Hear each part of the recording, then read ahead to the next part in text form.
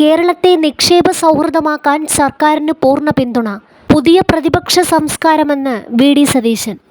കേരള ആഗോള നിക്ഷേപ ഉച്ചകോടിയിലൂടെ കേരളത്തിൽ വരാൻ പോകുന്ന മാറ്റത്തിനായി പ്രതിപക്ഷത്തിൻ്റെ പൂർണ്ണ പിന്തുണയുണ്ടെന്ന് പ്രതിപക്ഷ നേതാവ് വി.ഡി. സതീശൻ. LDF പ്രതിപക്ഷത്താകുമ്പോഴും ഇതുപോലെ പിന്തുണ വേണമെന്നും അദ്ദേഹം ആവശ്യപ്പെട്ടു. ഉച്ചകോടിക്കെത്തിയ എല്ലാ നിക്ഷേപകരെയും സ്വാഗതം ചെയ്യുന്നുവെന്നും വി.ഡി. സതീശൻ പറഞ്ഞു. 2015 വലിയ നേട്ടങ്ങൾ കേരളം കൈവരിച്ചു. നിരവധി ട്രേഡ് യൂണിയനുകൾക്ക് മന്ത്രിയും താനും നേതൃത്വം നൽകിയിട്ടുണ്ട്.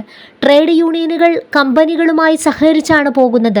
സമരത്തിലേക്ക് പോയിട്ടില്ലെന്നും വി.ഡി. സതീശൻ ഉച്ചകോടിയിൽ പറഞ്ഞു.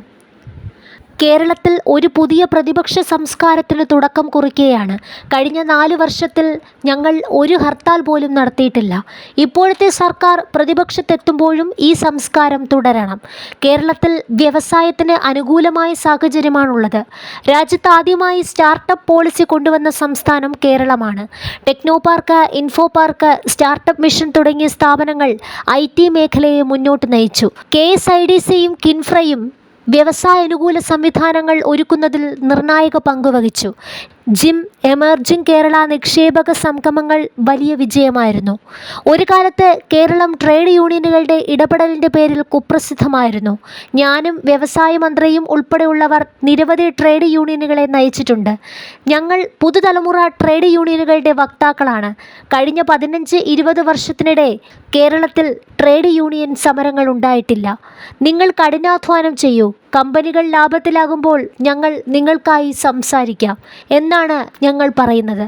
കമ്പനികൾ ലാഭത്തിലാകുമ്പോൾ തൊഴിലാളികൾക്ക് ഇൻസെൻറ്റീവ് നൽകുന്ന രീതിയാണ് ഇപ്പോൾ നടപ്പിലാക്കുന്നത്, പ്രതിപക്ഷ നേതാവ് പറഞ്ഞു. അതേസമയം ലോകത്താകെയുള്ള നിക്ഷേപകരെ ഒരുമിച്ച് ചേർക്കാനാണ് കേരള ആഗോള നിക്ഷേപ ഉച്ചകോടിയെന്ന് ചടങ്ങ് ഉദ്ഘാടനം ചെയ്ത മുഖ്യമന്ത്രി പിണറായി വിജയൻ പറഞ്ഞു. കേരളത്തിലെത്തുന്ന നിക്ഷേപകർക്ക് സാങ്കേതികമായ പ്രതിസന്ധികൾ ഉണ്ടാകില്ല.